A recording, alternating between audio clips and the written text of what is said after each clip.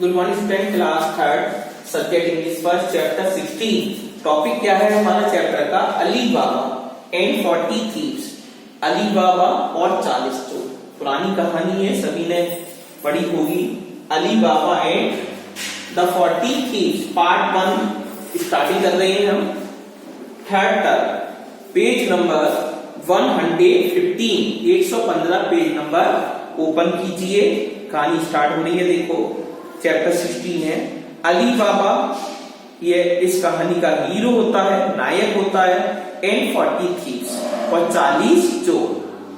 चोरों की संख्या कितनी है? How many thieves are present in this poem? How many thieves are present in this poem?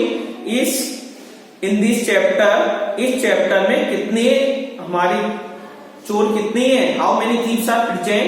40 thieves, 40 चोरों की कहानी है। देखो, वंस एक बार, there was a poor man, एक गरीब आदमी था। पुअर मीन्स गरीब, मैन मीन्स आदमी। एक बार एक गरीब आदमी था, नेम्ड, जिसका नाम था।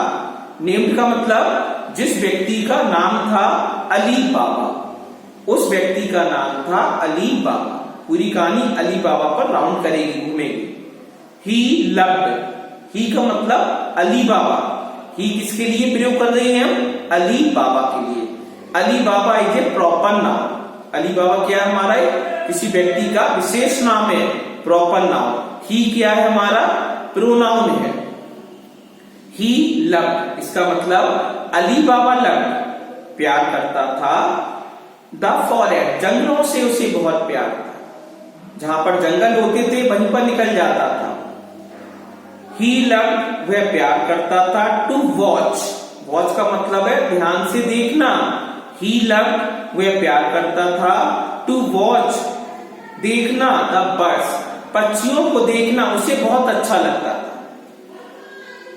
पक्षियों को देखना उसे बहुत अच्छा लगता था, उनसे स्नेह करता था। फ्लावर्स, फूलों से स्नेह करता था। रंग बिरंगे फूलों को देखा, मन मोहक हो गया।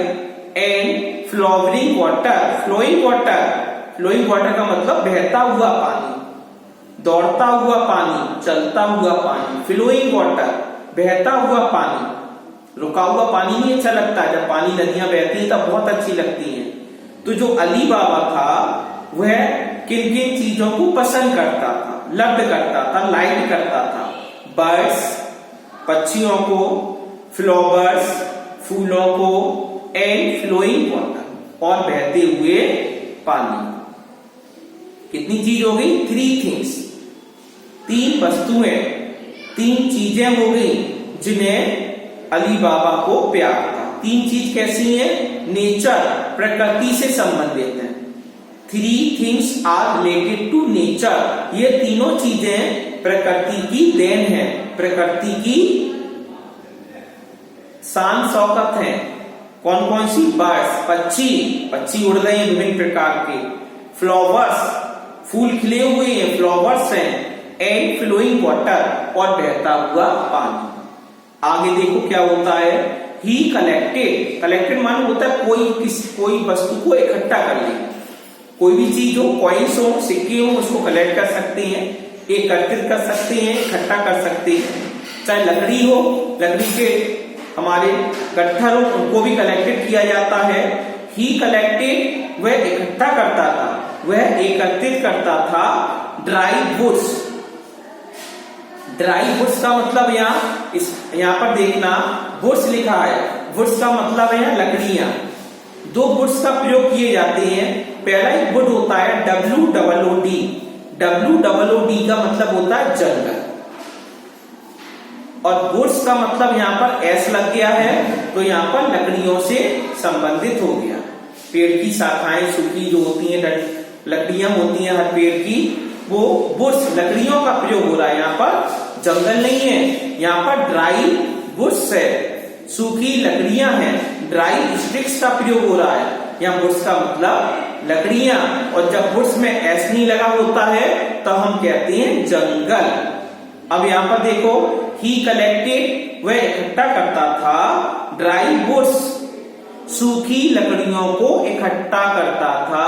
एकत्रित करता था फ्रॉम द फॉरेस्ट, जंगल से। फ्रॉम क्यों आया है? क्योंकि जंगल से अलग हो गया। पेड़ होगा, पेड़ की लकड़ियों काटना पेड़ से अलग कर रहा है और लकड़ियों को जंगलों से अलग कर रहा है। अलग होने के अर्थ में हम फ्रॉम प्रीपोजिशन का प्रयोग कर देते हैं। फ्रॉम द फॉरेस्ट, जंगल से। एंड सोल्ड, सोल्ड माना होता है कोई चीज को बेचना, किसी भी वस्तु को बेच देना उसे सोल्ड कहते हैं। और बेचता था देम, उनको, किनको बेचता था? सूखी लकड़ियों को, ड्राई वुड्स। किसे बेचता था अली बाबा? ड्राई वुड्स, सूखी लकड़ियों को बेचता था। फॉर ए लिविंग, अपनी जीविका के लिए। जब लकड़ियों को बेचता था, लकड़ियों को बेचने के बाद उसे धन मिलता था, धन से उसकी जीविका चलती थी, भोजन बनता। आगे देखो, वंस, एक बार, he saw a band of robbers. Once का मतलब एक बार या एक समय की बात है, या एक बार ही सॉ, उसने देखा। क्या देखा? ही सॉ मतलब अली बाबा ने देखा। क्या देखा? ए बैंड, बैंड का मतलब होता है झुंड, ग्रुप। जो लोग ग्रुप में चलते हैं लाइन से या कैसे भी चलते हैं, इकट्ठे चल रहे हैं तो बैंड होता है, मतलब झुंड, ग्रुप ऑफ रॉबर्स। डाकुओं का झुंड देखा। बैंड ऑफ रॉबर्स का मतलब है डाकुओं का झुंड। उसने डाकुओं का झुंड देखा। आउटसाइड ए केव, कहां देखा? आउटसाइड। आउटसाइड का मतलब बाहर की ओर। आउटसाइड का मतलब बाहर की ओर। एडवर्ब ऑफ प्लेस, ये कैसा है हमारा? एडवर्ब ऑफ प्लेस, स्थानवाचक क्रिया विशेषण है ये हमारा। एडवर्ब ऑफ प्लेस है, आउटसाइड, स्थान शो कर रहा है, बाहर की ओर। He saw a band of robbers, उसने डाकुओं का झुंड देखा। आउटसाइड, बाहर की ओर। एक केव, केव होता है गुफा, पत्थरों की हमारी जो गुफा बन जाती है उसे हम केव कहते हैं। गुफा के बाहर डाकुओं का झुंड देखा। कोई लकड़ियां काट के ले जा रहा था, अचानक उसकी दृष्टि पड़ी कि 40 डाकू, बहुत सारे डाकुओं का झुंड जा रहा है। कहां जा रहा है? गुफा बनी हुई है, वहां पर देखा। ही एट वंस हिड, जैसे ही उसने देखा, एट वंस, एट वंस का मतलब होता तुरंत, जल्दी ही, वह अचानक जल्दी ही, हिड छुप गया, हिमसेल्फ, उसने अपने आप को छिपा लिया। अब कैसे छुपाया? बिहाइंड बुशेज, वहां पर घने जंगल में हमारी क्या थी? झाड़ियां थी, घनी झाड़ियां थी, उसके पीछे अली बाबा छिप गया। अब छिप छिप के क्या देखेगा आगे? The leader of the band, leader of the band, leader होता है नेता, लीडर मीन्स नेता, ऑफ द बैंड झुंड का नेता, सेड, जो उसमें ग्रुप था, ग्रुप में एक बड़ा व्यक्ति था, उसे लीडर क्या कहा गया और उसने कहा, क्या कहा?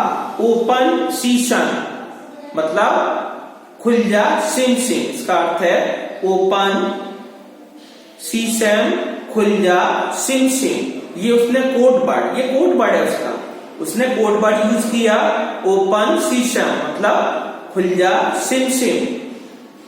लो द केव डोर ओपन, जैसे उसने ये वर्ड कहा ओपन सीशन, खुल जा सिम सिम, फिर क्या हुआ?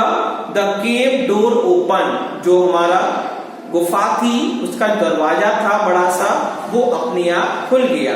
कैसे खुला? जब उसने कहा ओपन सीशन, खुल जा SIM SIM. All the robbers went, all the robbers, all में सभी, रॉबर्स में डाकू, सभी डाकू वेंट चले गए, इनसाइड अंदर। इनसाइड क्या है हमारा? एडवर्ब ऑफ प्लेस, कहां चले गए? अंदर चले गए।